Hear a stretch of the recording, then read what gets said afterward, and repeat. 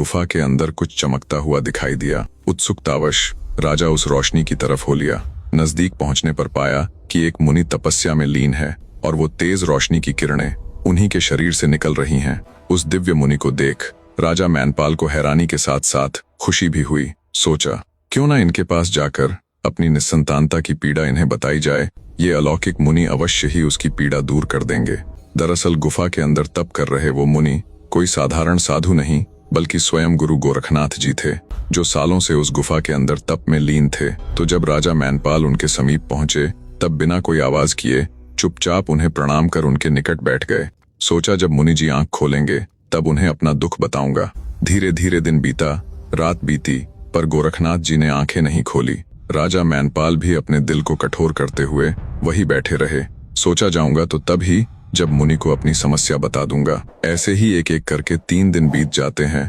ना तो गोरखनाथ जी ने आंखें खोली और ना ही राजा मैनपाल वहां से हिले। भूख प्यास से बेहाल राजा मैनपाल सोचने लग जाते हैं, अगर रानी करवावती होती तो उन्हें बड़े स्नेह से भोजन आदि करवाती। राजा मैनपाल का इतना सोचना मात्र था कि अगले ही पल रानी करवावती उनकी बाई तरफ बैठी थी, जिनके हाथ में भिन्न भिन्न व्यंजनों से सुसज्जित थाल था। ये देख राजा मैनपाल की हैरानी की कोई सीमा न थी।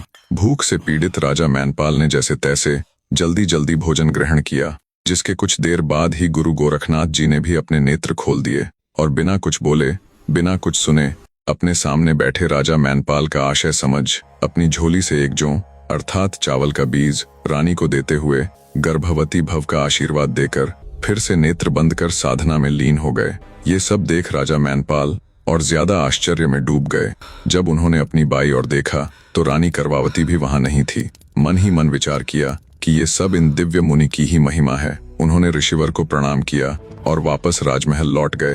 राजमहल लौटे तो पाया उनके 3 दिन तक राजमहल न आने से सब परेशान थे। उन्हें बिल्कुल सही सलामत देख सबके चेहरे पर सुकून के भाव आ जाते हैं। बिना एक पल गनवाए राजा मैनपाल रानी करवावती से मिलने सीधे रानीवाड़ा पहुंच जाते हैं। रानी करवावती भी राजा को सही सलामत देख सुकून भरी सांस लेती है। जब रानी ने राजा से पूछा, महाराज, इतने समय से आप कहाँ थे? तब राजा मैनपाल रानी के आगे पूरी घटना कह सुनाते हैं और बड़ी ही उम्मीद और आंखों में विश्वास की चमक लिए रानी का हाथ पकड़ते हुए कहते हैं, प्रिय, वो योगी कोई साधारण योगी नहीं थे। मुझे पूर्ण विश्वास है कि अब हमारा निस्संतानता का दोष दूर हो जाएगा। राजा की बात सुन रानी करवावती भी अत्यंत हर्षित हो जाती है। पूरी कहानी एक बार में देखने के लिए इस वीडियो के कमेंट्स में जाए। कमेंट में मैंने पूरी कहानी का लिंक डाल दिया है। लिंक पर क्लिक करके आप पूरी कहानी का मजा एक बार में ही ले सकते हैं। धन्यवाद।